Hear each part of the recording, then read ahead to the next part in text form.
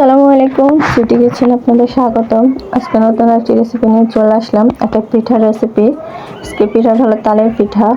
এখানে আমি তাল থেকে আটিগুলোকে আলাদা করে প্রায় 1 লিটার পানিতে ভিজিয়ে রেখেছি 30 মিনিটের মতো। এরপরে হাত দিয়ে এভাবে কষলে আটি থেকে তালের রসটা আমি বের করে নিয়েছি। এভাবে খুব সহজে আপনারা তালের রসটা বের করে নিতে পারেন। পর একটা মিক্সিং বলে 1 বাটি তালের রস নিয়ে নিলাম 2 চামচ চিনি। মিষ্টিটা আপনারা আপনাদের পছন্দ মতো দিয়ে দিতে পারেন, কেউ কম বা বেশি। পর দিয়ে দিলাম সামান্য পরিমাণ লবণ। মিষ্টির সাথে লবণটা দিলে পারফেক্ট হবে, খেতেও দারুণ লাগবে। এবার আমি হ্যান্ড উইচ দিয়ে চিনি এবং লবণটাকে তালের রসের সাথে ভালোভাবে মিশিয়ে নেব, যাতে চিনিটা পারফেক্টলি গলে যায়।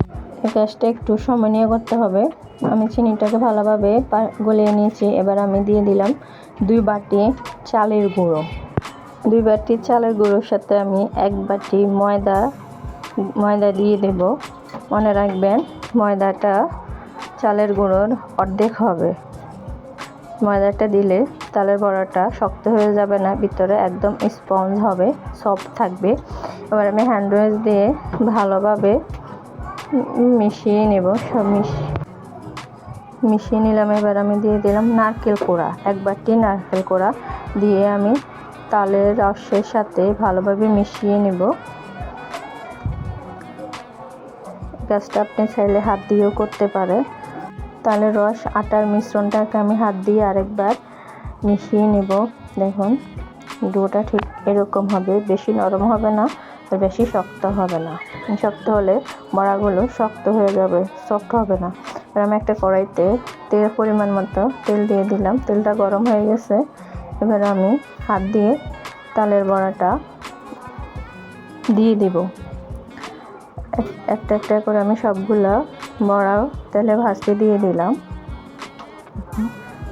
বড়াটা লাল লাল করে ভাজলে দেখতেও সুন্দর লাগবে এবং খেতেও দারুণ হবে।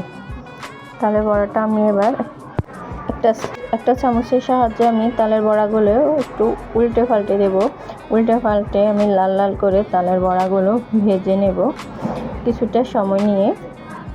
দেখুন, চুলার ফ্লেমটা লো হিটে রাখতে হবে, হাই হিটে দিলে তালের বড়াগুলো পুড়ে যাবে। আমার তালের বড়াগুলো হয়ে গেছে। এবার একটা চামচের সাহায্যে আমি বড়াগুলো উঠিয়ে নেব। এখন আমার তালের বড়াগুলো দেখতে খুব সুন্দর হয়েছে, কালারটা অসাধারণ। তালের বড়াগুলো এবার আমি পরিবেশন করে দেখাচ্ছি। একটা প্লেটে আমি তালের বড়াগুলো নিয়ে নিলাম।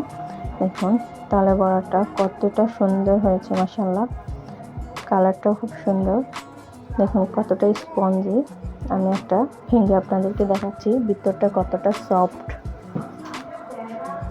আমি যেভাবে তালের বড়া বানাই সেভাবে আপনাদের সাথে শেয়ার করলাম। কেমন হয়েছে অবশ্যই কমেন্টে জানাবেন এবং ভিডিওটি স্কিপ না করে পুরো ভিডিওটা দেখবেন। ধন্যবাদ।